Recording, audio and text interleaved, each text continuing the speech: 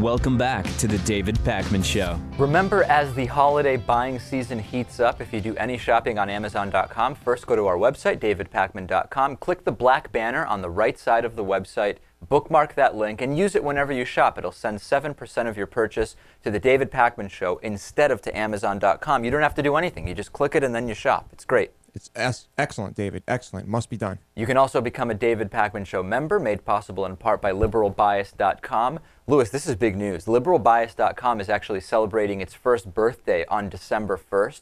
For a whole year now, they've been dedicated to exposing how facts, numbers, reality have a liberal bias. If you're a fan of Liberal Bias, head on over there. Wish them a happy birthday.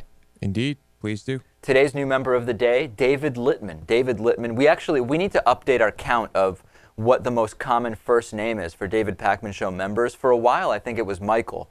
But there have been a lot of new members named David in the last couple of months, Louis. And I think we may have a shifting tide in this respect. It's like a David. There should be like a David Club.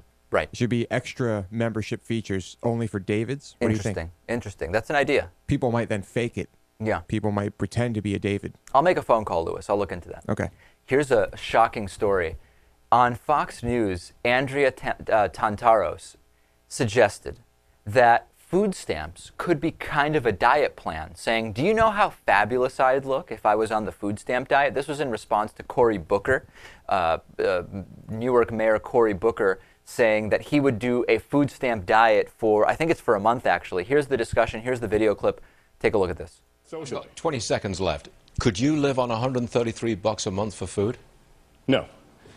Andrea? I should try it because you know how fabulous I'd look. I'd be so skinny. I mean, the camera adds 10 pounds. It really does. I would surprised. be looking great. $133 a month doesn't sound. My wife probably could. My wife's 5'11", weighs 120 pounds, so she could probably. Oh, case closed. So, game, set, match, Mr. Booker. She eats more than I do. Okay. Yeah. Now, I think Stuart Varney also called that New Jersey, or that real estate guy, Mr. Booker, although maybe it was a reference to Cory Booker. That was weird.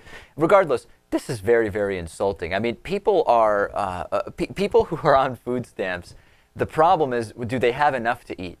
And Andrea Tantaros is joking, saying that she would be just so thin and it would be so great for her physical appearance if she did the food stamp diet. What's implicit in this, though, is that she's admitting food stamps don't provide enough sustenance for someone to maintain their weight. I don't think that's the point she's trying to make. Right. But she is basically admitting that here. Knowing the channel, I mean, the point they're probably all trying to make is that no one should have food stamps or something along the lines of that. Well, they've had a long history of dismissing hunger-related issues. Back in May, we talked about when celebrity chef Mario Batali was going to do the food stamp challenge. And Fox News' Greg Gutfeld asked, does this make you want to slap him around? And around that same time, Sean Hannity was saying that people who have food insecurity should shun the SNAP program and instead just eat more rice and beans, which he said could be purchased for, quote, relatively negligible amounts of money. Those people who don't have enough food are so stupid. Sean Hannity knows, he makes like $5 million a year. He knows that just buy rice and beans. It's really cheap. Yeah. Nobody goes hungry, Louis. Just buy rice and beans. People don't know the items to buy. Very simple. And Natan, what do you think about this dismissive attitude that we're seeing, led by Fox News, but really by a lot of the right, about food stamps and just this dismissive nature about hunger as an issue?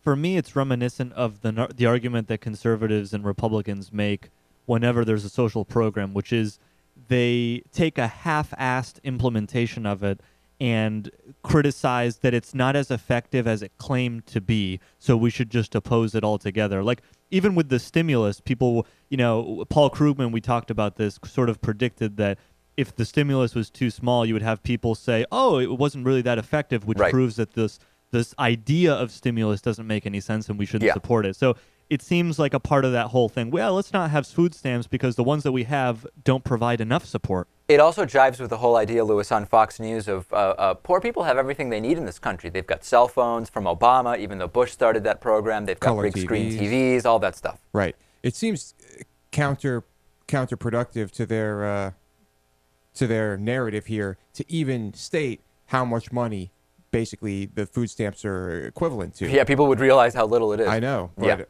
who knows what they're trying to do.